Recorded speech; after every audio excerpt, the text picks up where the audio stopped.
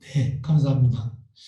어, 금방 소개해 주신 것처럼 저는 기독교 대학 합리의 파송 선교사인데요.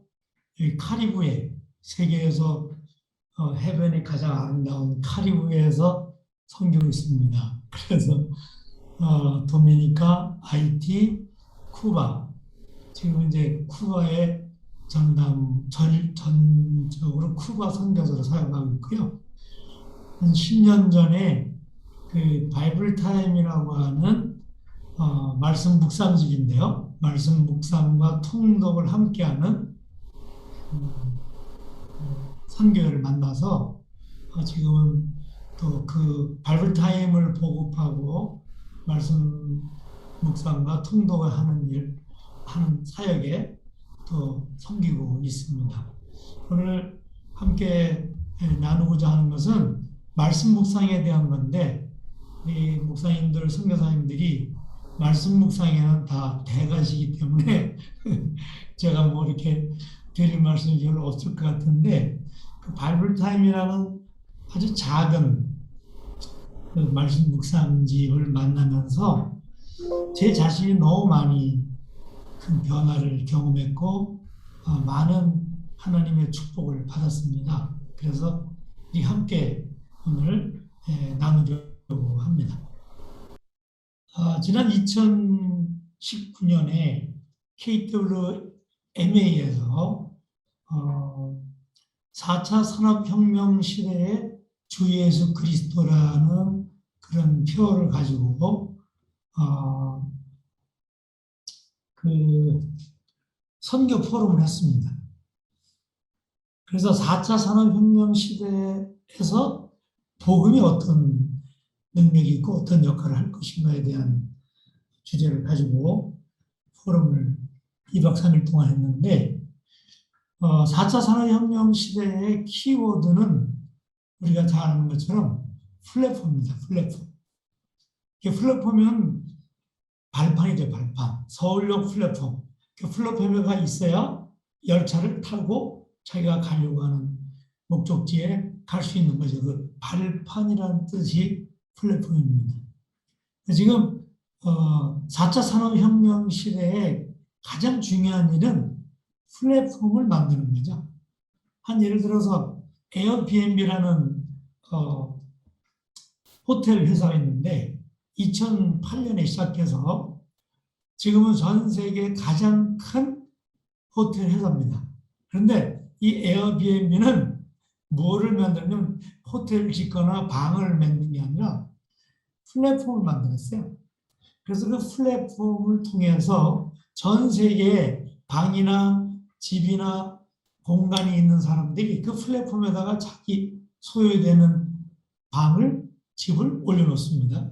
그리고 전 세계에 여행하는 사람들이 또 에어비앤비의 플랫폼에 들어가서 자기가 여행하는 나라, 그때 그곳에 있는 호텔을 선택해서 사용할 수 있는 거죠.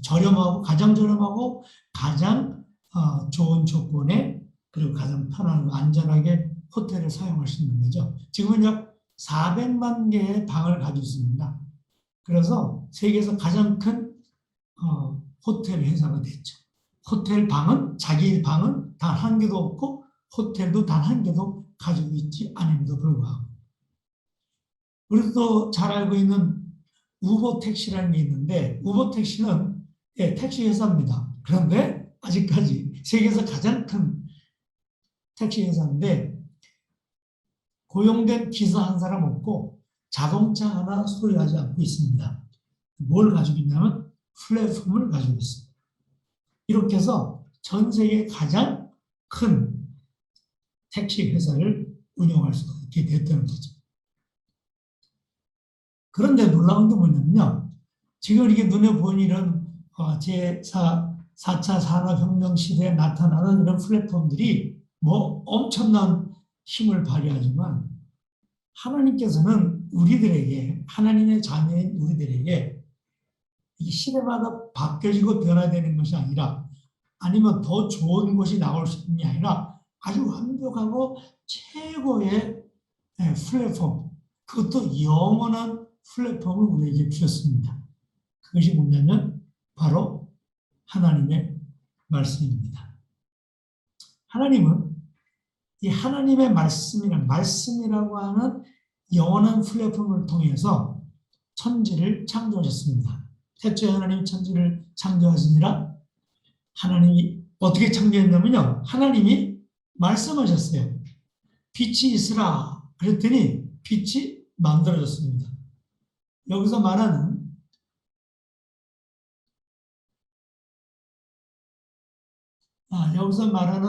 이 이르시되라는 말씀이 바로 영원한 플랫폼인 하나님 말씀입니다.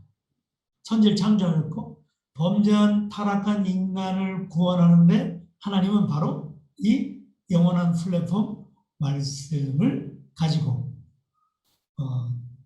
이 인류를 구원하는 구원의 일을 만드셨습니다. 태초에 말씀이 계시니라. 이 말씀이 하나님과 함께 계시니 이 말씀은 곧 하나님이시니라.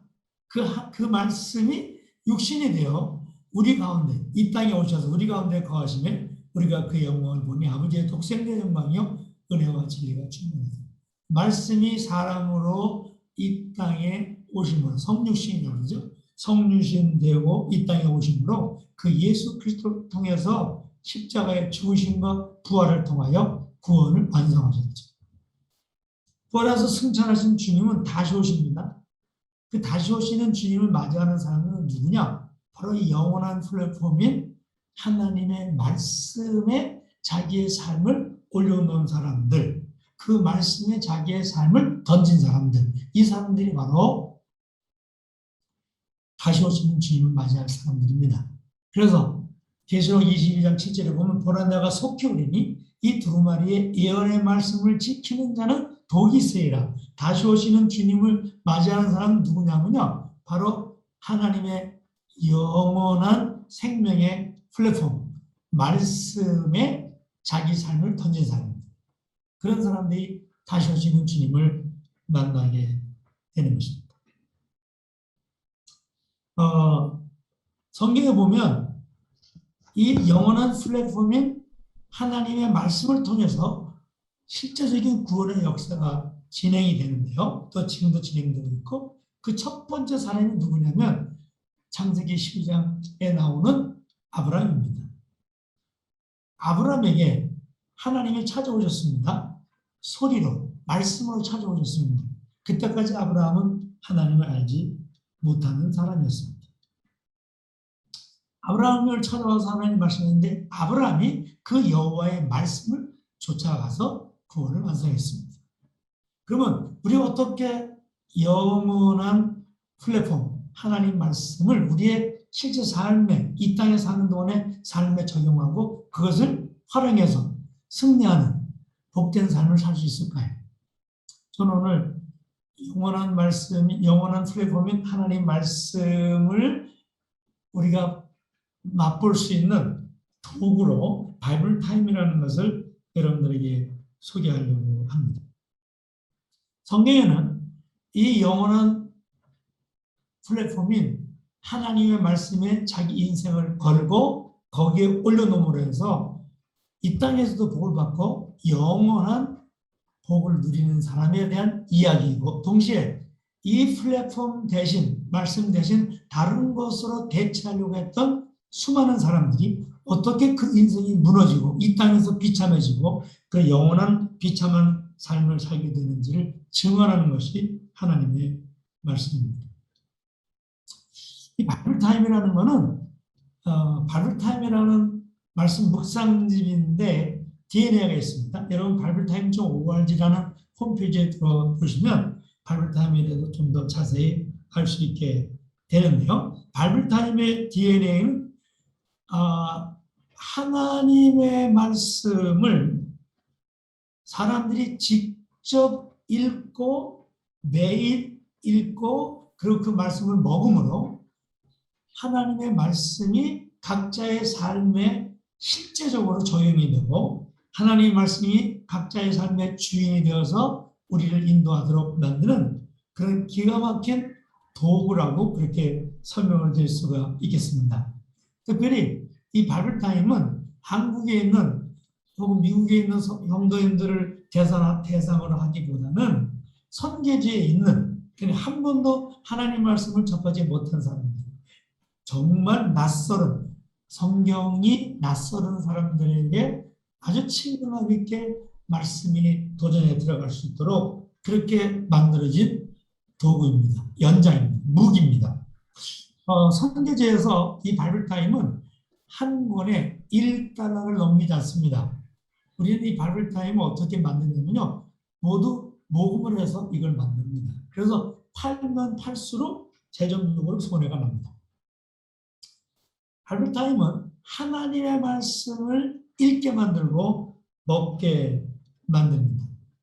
이게 이제 바이블 타임의 한 페이지를 사진을 찍은 건데요. 바이블 타임의 DNA의 첫 번째는 뭐냐면요. 성경 본문만 있습니다. 비브리컬 텍스트만 있습니다. 여기 보시면 이게 이제 오늘 17일 건데요. 성경 본문만 나옵니다. 이 바이블 타임에는 주석이나 설명이나 또 간증이 나오지 않습니다. 왜냐하면 하나님 말씀을 읽으면서 주석이 되어 있고 그리고 간증이 되어 있으면 그 주석과 간증 때문에 성경 본문을 먹는데 아주 큰 장애를 또 방해를 받게 되는 걸 우리가 경험하게 됩니다. 이 바이블 타임에는 앞에 보시면 본문 요약이 간단해. 그날 읽는 성경의 간단한 본문 요약이 있고 그리고 바이블 클립이라고 단어 정도 하루에 한 2-3개 정도 단어를 설명하는 것 외에는 아무것도 없습니다. 이제 하루 본문을 읽게 되는데 1년의 신약을 한번 다 읽고 또는 2년의 구약을 다 읽고 또는 1년의 신구약을 다 읽도록 그런 여러 가지 버전이 있습니다. 그러니까 일반적인 말씀 묵상집은 성경 전체를 다 읽으려면 보통 5-6년에서 7-8년 걸립니다. 그런데 바이블 타임은 1년의 신약을, 1년의 신구약을 다 그렇게 아주 짧은 시간에 많은 양의, 충분한 양의 성경을 읽고 먹을 수 있도록 그렇게 도와주고 있습니다. 여기 보면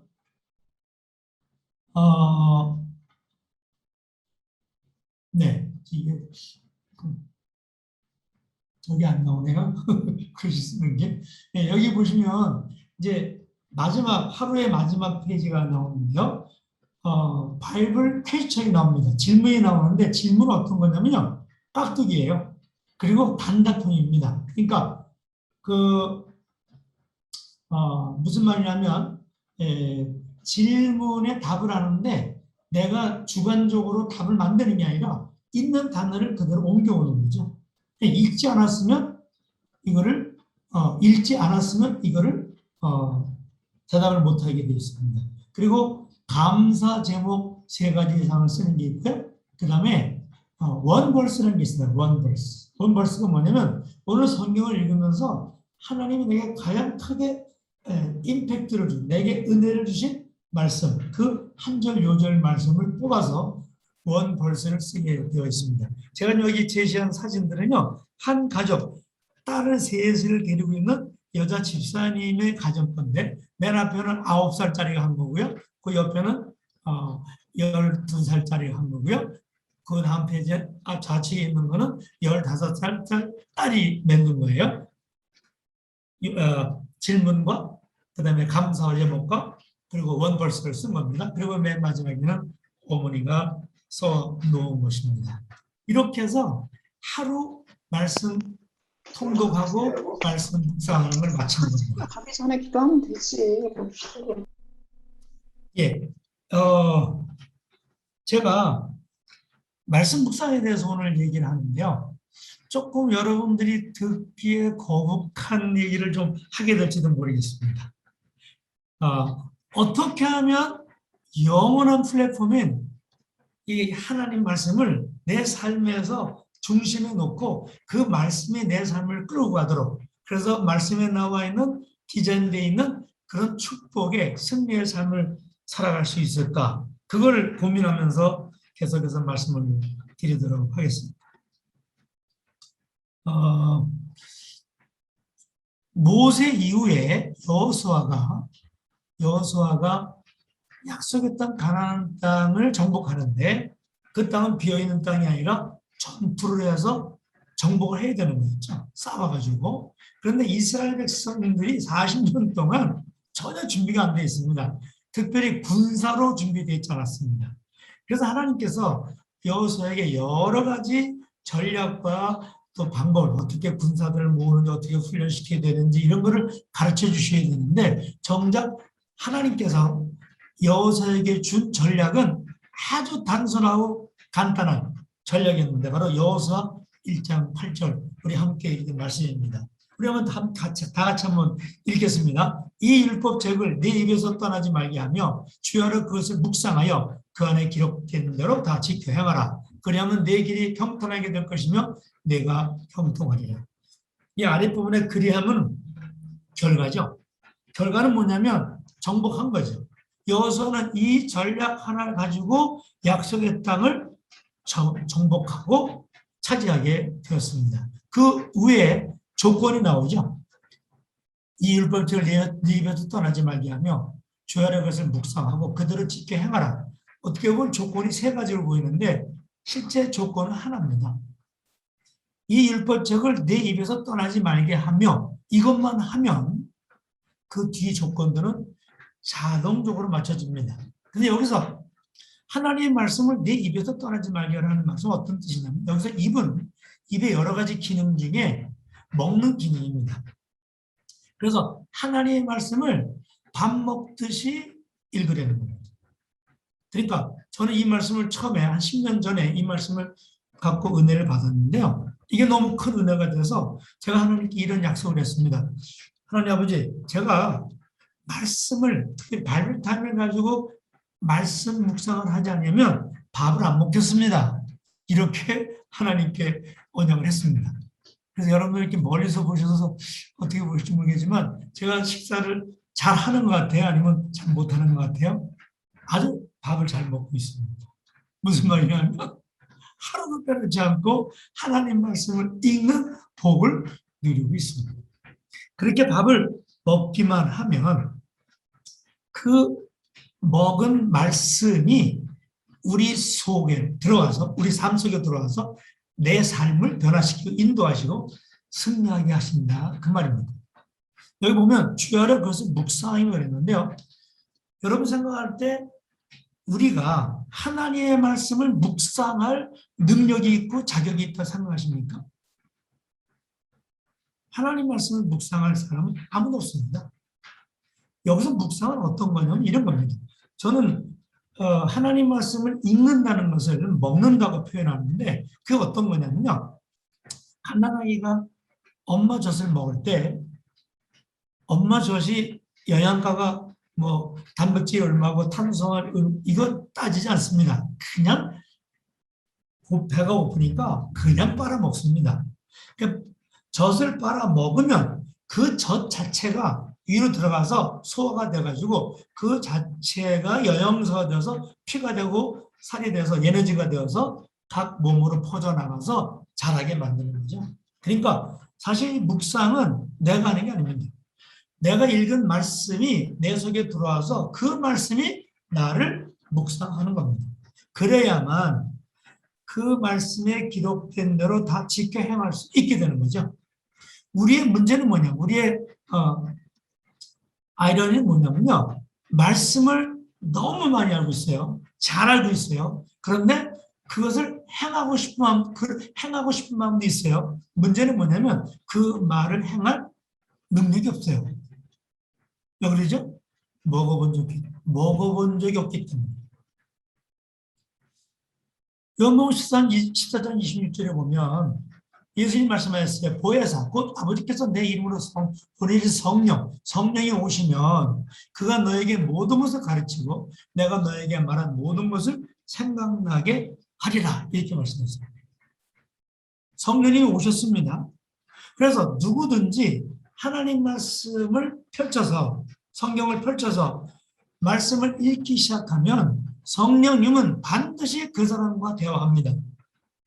아주 많은 말씀을 하십니다. 반드시 말씀하십니다. 모든 것을 가르쳐 주시고 모든 것을 생각나게 해주십니다. 성령님 한 분으로 말씀을 가르치는 교사로는 충분합니다. 저도 아주 처음 신앙생활 할 때부터, 그리고 큐티라는 것이 유행할 때부터 큐티를 계속했습니다. 그런데 제가 볼 때는 한국의 콰이어 타임, 말씀 묵상이라는 큐티가 들어올 때 첫 단추가 잘못 끼워지지 않았나, 저는 그렇게 생각합니다. 뭐냐면요, 제가 배운 게 그거였어요. 성경의 본문을 읽고 본문에서 하나님의 속성을 끄집어내요. 속성, 하나님은 사랑이시다. 하나님은 용서하시는 것이다. 하나님은 죄를 심판하시는, 이게 속성 우리가 뽑아내는 거죠. 그런데 성경을 읽고 성경 말씀에 나와 있는 내용을 우리가 그걸 정리하고 뽑아내는 그 순간에 아주 무섭고 놀라운 일이 만들어지는데, 그게 뭐냐면요, 하나님 말씀에 나와 있는 생명의 말씀을 내가 보고 거기서 어떤 지식, 정보, 이것을 끄집어내는 순간 하나님의 말씀은 더 이상 하나님의 말씀이 아니게 되는 것입니다. 그 하나님의 말씀은 이제는 내 생각의 지배를 받는, 내 지식의 지배를 받는 그런 글로, 그런 내용으로 주저앉게 된다, 그 말입니다.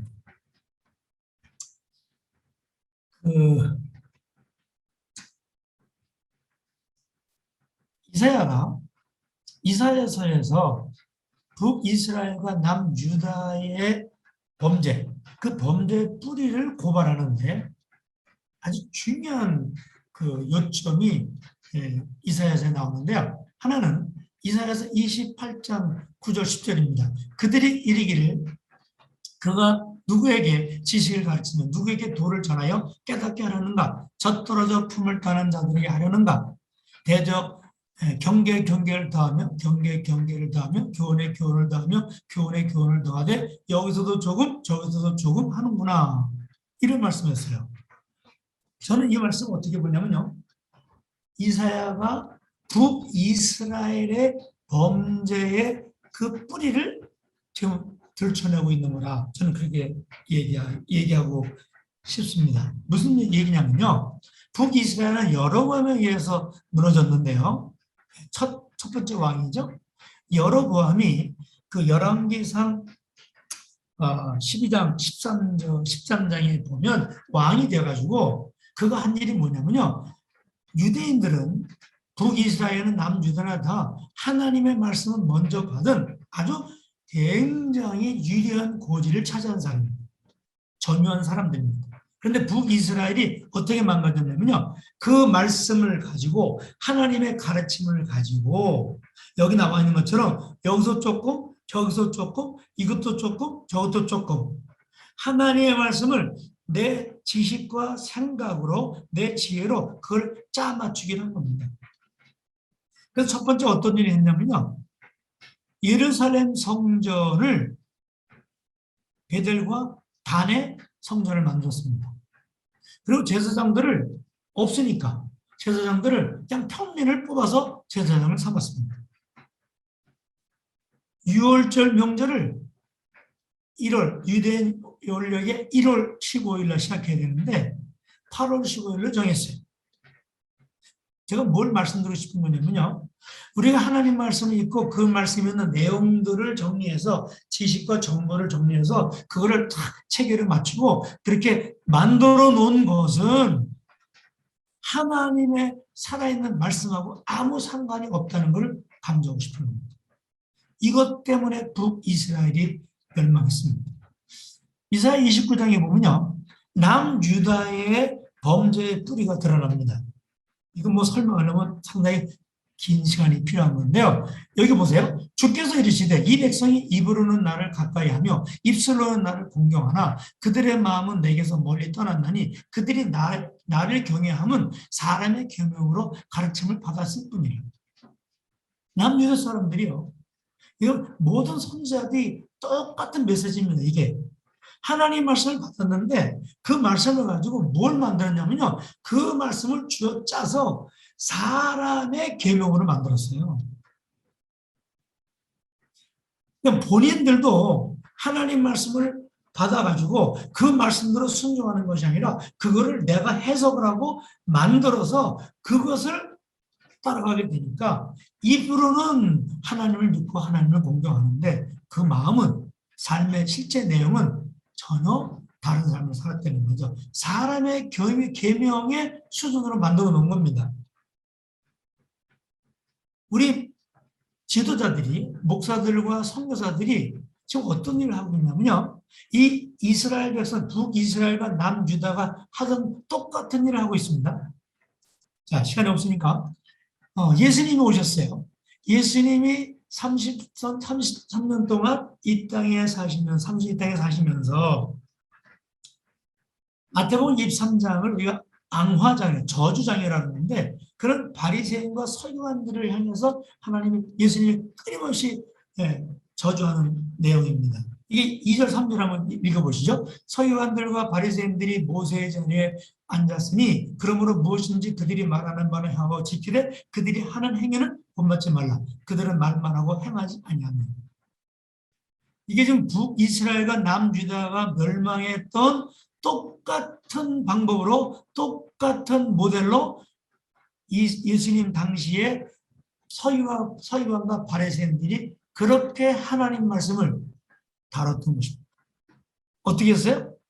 말로는 정확하죠.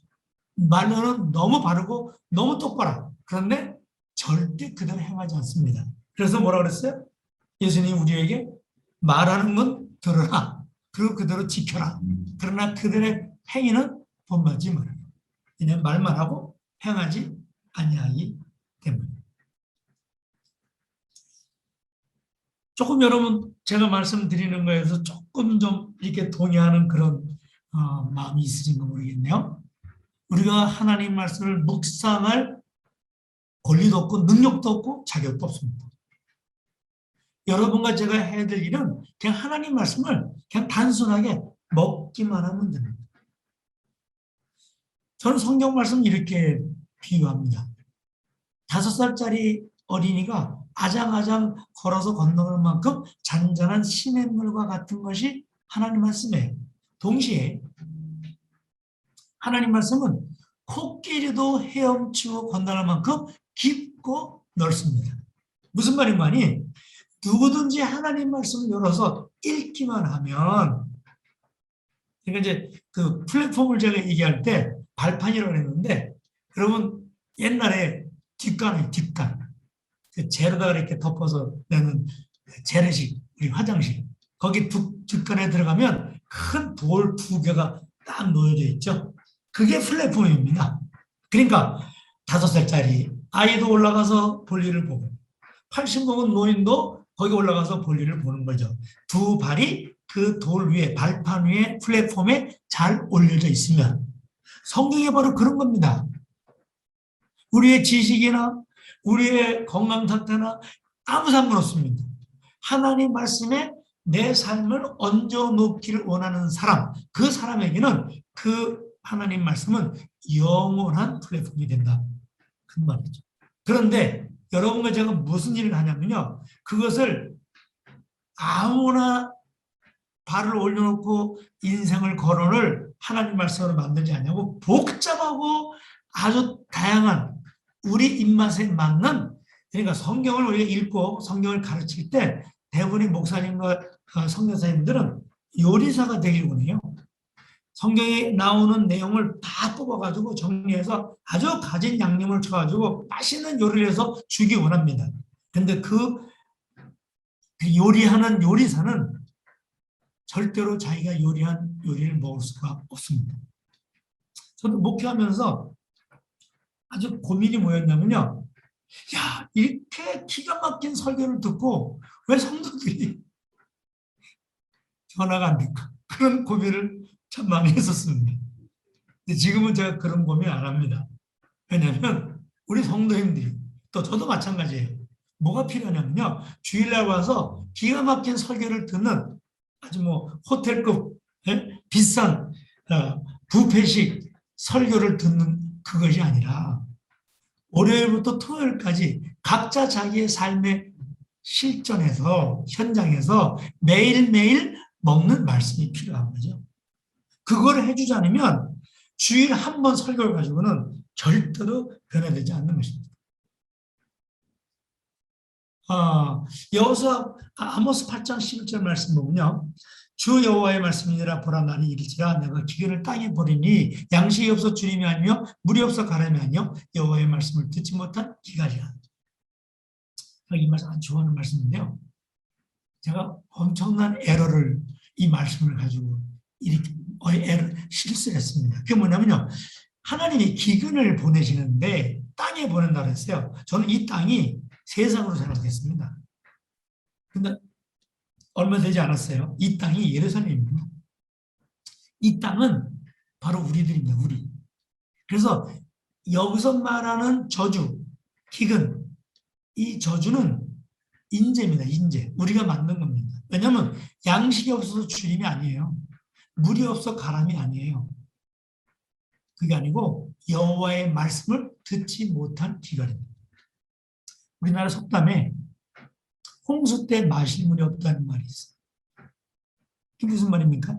홍수가 뭐죠? 동서남북이 좀 물이죠. 예. 산이 막 끊어져 나가고 집이 떠내려가고 자동차가 떠내려가고 그 온통 물인데 마실 물이 없어. 왜? 다 더러운 물이기 때문에. 오염된 물이기 때문에. 여러분과 제가 사는 시대는 그야말로 하나님의 말씀에 홍수 속에 살고 있습니다. 그런데 단 한 모금도 매일 먹지 못하고 살아가고 있습니다. 이것이 아모스가 지적하는 여호와의 기근이에요. 실제 이런 기근을 우리가 살고 있습니다. 바이블타임은 하나님의 말씀을 매일 먹도록 도와주는 도구입니다.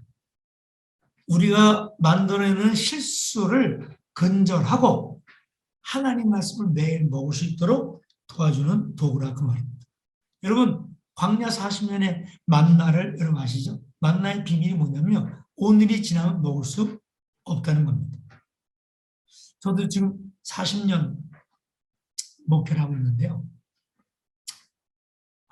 제가 제 목회를 되돌아보면서 목회에서 가장 어려운 게 뭐냐? 여러분 가장 어려운 게 뭐예요? 재정을 만드는 게 제일 어려운 것 중에 하나가 아닐까요? 근데 제 경우에 비춰보면 가장 어려운 것은요. 매일 하나님의 말씀을 읽고 먹는 겁니다. 물론 저도 새벽마다 말씀 가르치고요. 하루 종일 신방하고 말씀 가르치고요. 또 뭐 교회에서 계속 하나님 말씀을 가르칩니다. 그런데 그 하나님 말씀을 가르치는 거하고 내가 하나님 말씀을 먹는 거하고는 전혀 상관없습니다. 바이블타임에 보면요.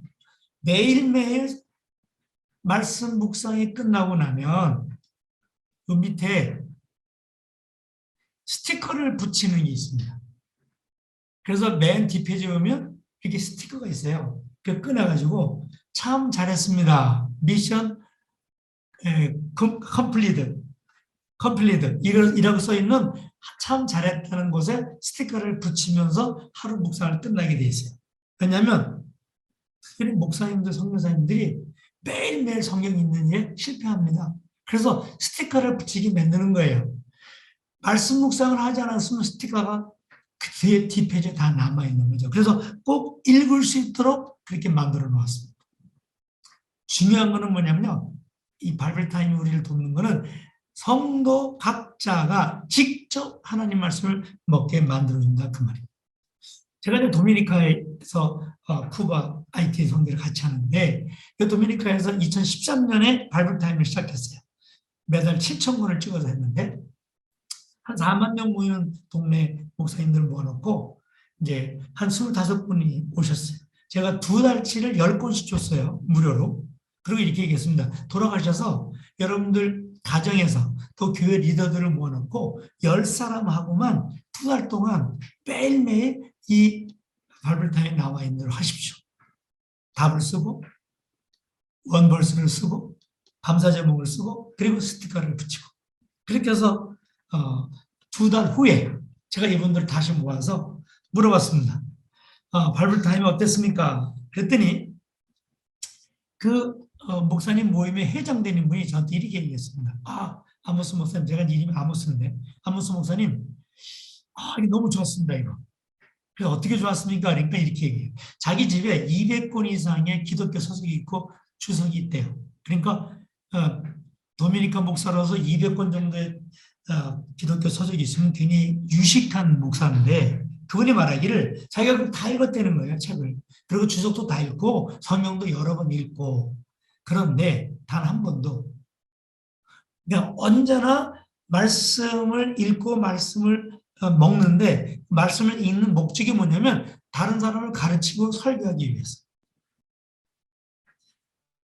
자기가 지금까지 20년 목회를 하면서 남을 가르치고 남에게 설교하기 위한 목적이 아니고 그것 때문이 아니고 오늘 하나님은 나한테 무슨 말씀하시나 그걸 듣고 싶어서 읽은 첫 번째 성경 그것이 바이블타임이었다 그러는 거예요. 그러면서 이분이 이렇게 저에게 고백을 했습니다. 말씀을 가르치는 것, 설교하는 것 자기가 기가 막히게 한다는 거예요. 은혜스러운 설교를 한다는 겁니다. 그런데 내가 하나님 말씀을 가르치고 설교하는 것하고 내가 사는 삶하고 아무 상관이 없음을 발견했다는 겁니다.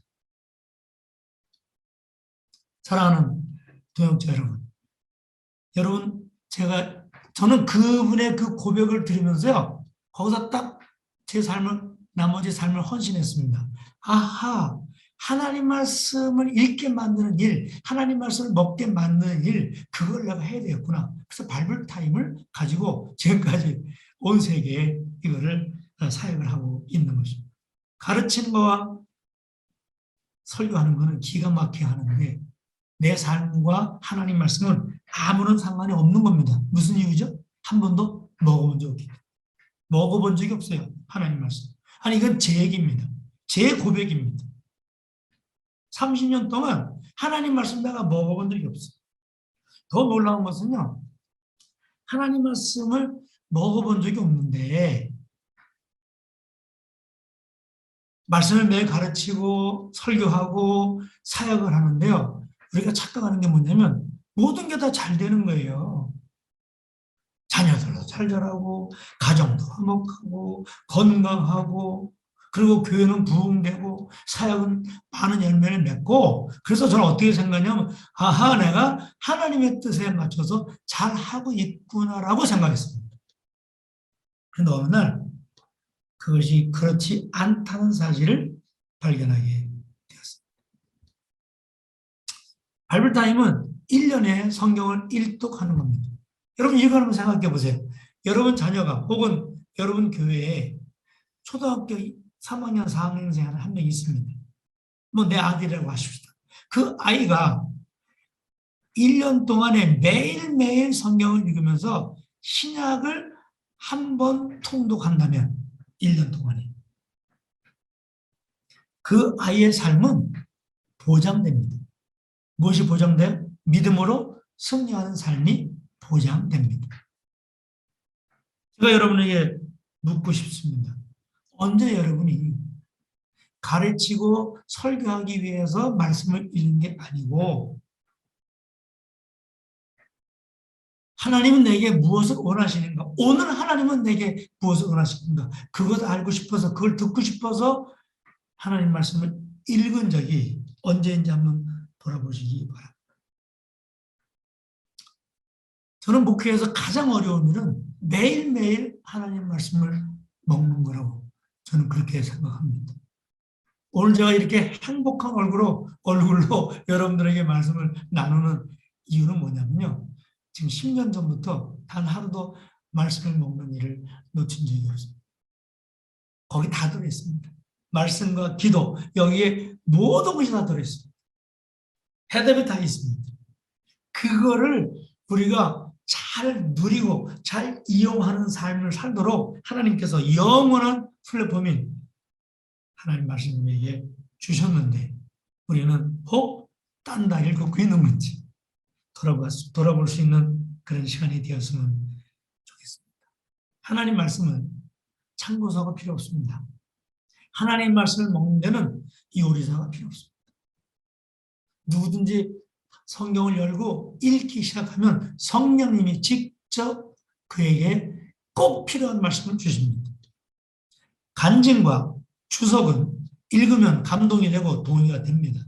그러나 삶의 결정적인 순간에 간증과 주석과 설명은 우리에게 도움을 주지 못합니다. 하나님의 말씀, 내가 읽은 먹은 하나님 말씀 다 잊어버린 것 같지만 내 영에 새겨져 있기 때문에 삶의 결정적인 순간에 그 말씀이 나를 끌고 갑니다. 이렇게 해서 승리하는 삶을 살 수 있게 되는 것입니다. 마지막으로 한 가지만 더 말씀하고 이제 마치려고 하는데요. 그 주제는 뭐냐면요. 우리 한국 교회가 마치 유대인처럼 예수님 당시에 바리새인과 서기관처럼 말씀을 묵상하고 말씀을 먹는 일에 너무 사치스러운 것 같아요. 제가 볼 때는. 왜 이 말씀을 드리냐면요. 사실은 우리는 그렇게 사치스러운 거 필요 없습니다. 성경 한 권만 있으면 얼마든지 말씀을 먹을 수 있습니다. 근데 문제는 뭐냐면요. 지금 가장 시급한 게 뭐냐면요. 이 세상에 80억이 살고 있는데 그 대부분의 사람이 한 번도 성경을 못 봤어요. 한 번도 성경을 읽어본 적이 없어요. 성경 말씀을 들어본 적이 없어요. 그 사람들에게 하나님 말씀을 먹이는 일을 사실 우리가 가장 중요하고 가장 급한 임무로, 사명으로 해야만 되는 것입니다. 이 바이블 타임이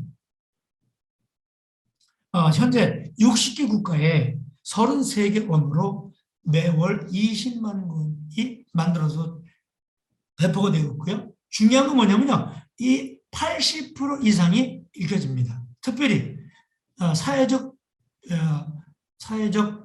뭐라 그러죠? 약자.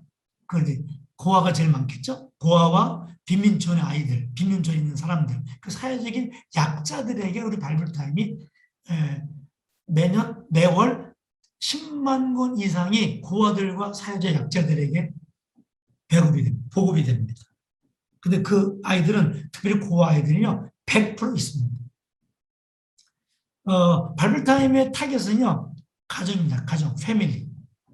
가정이 되살아나는 일을 하기 원하는 거죠.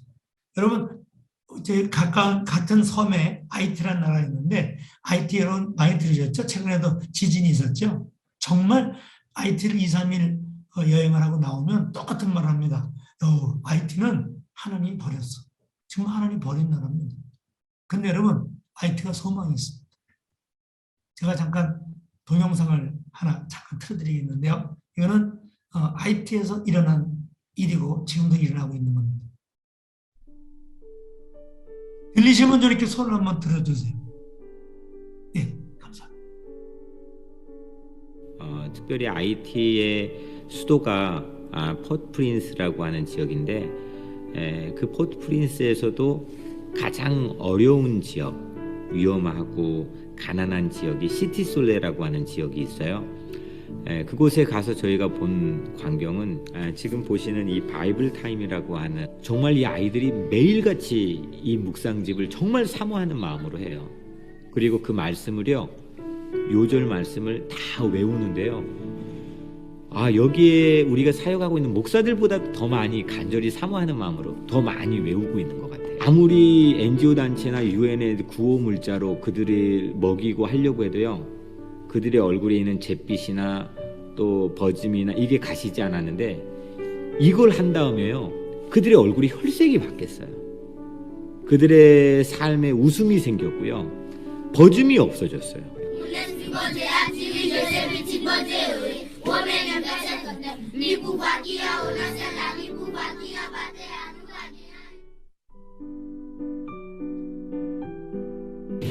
그런데 그로부터 6년이 지나고 제가 또 전해 듣고 경험했던 한 가지의 사실은, 그 아이들이 이제 5년이 지나서 성년이 되었다는 겁니다. 18살이 되면 고아원에서 나와가지고 딱 두 가지 길밖에 없으니 하나는 사창가로 가든지 갱의 단원이 되든지. 근데 그 길을 막아서는 큰 댐 역할을 한 게 바이블 타임이었습니다.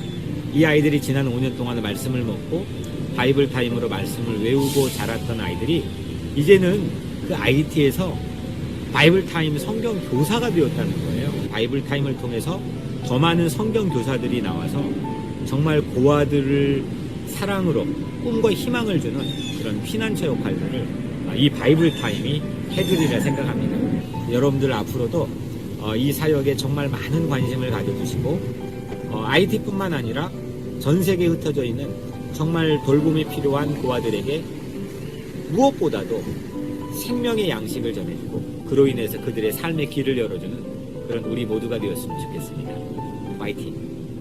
네, 이거는 2013년에 제가 찍은 겁니다. 저 뒤에 사진이 전에.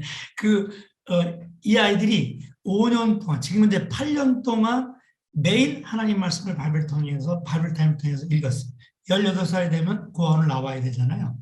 그 아이들이 모두 이제는 바이블 타임 티처가 되어서 거기서 이 사역을 진행하고 있는 선교사님이 그 아이들을 따로 모아서 합숙 생활을 하면서 말씀을 가르치는 교사가 되어서 가고 있습니다.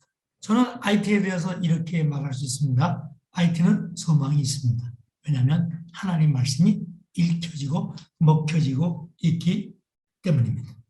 사랑하는 교육자 여러분, 하나님 말씀이 영원한 플랫폼입니다. 이 영원한 생명의 플랫폼인 성경으로 충분합니다.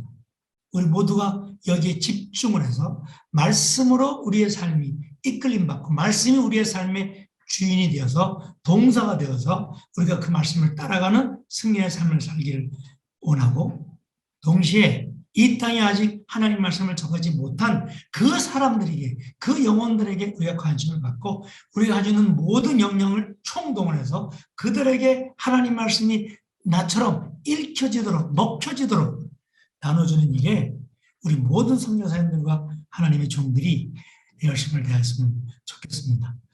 이 시간 말씀 들어주셔서 감사합니다. 사랑해 주님 감사합니다. 주님이 이 땅에 말씀이 사람으로 오셔서 구원을 완성하시고 그 영원한 복을 우리에게 허락하심을 감사합니다.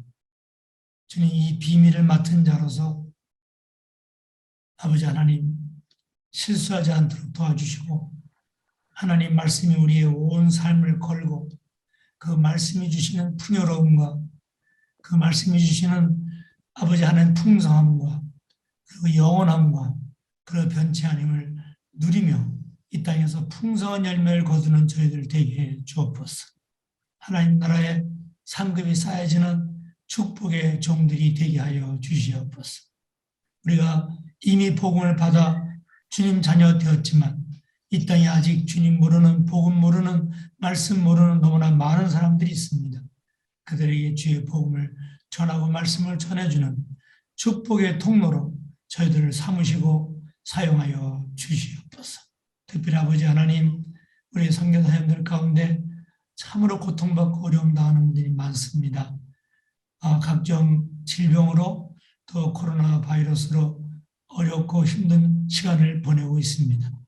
오늘도 우리가 한 마음으로 주 앞에 믿음으로 간절히 간구해 싸우니 하나님 약속대로 우리의 기도를 들어 응답해 주시고 한 분 한 분 일으켜 세워주시고 축복해 주시고 아버지 다시 한번 아버지 주님이 주시는 강건함으로 허락하여 주시고 축복하여 주시기를 간절히 빌고 원합니다. 이제는 우리 구주 예수 그리스도의 은혜와 아버지 하나님의 사랑하심과 성령님의 감동하시고 도우시고 함께하심이 하나님 말씀 하나 붙잡고 달려가는 한 분 한 분 모든 목사님과 선교사님들 또 그들의 사역과 가정 위에 지금부터 영원토록 함께하시기를 간절히 축원하옵나이다.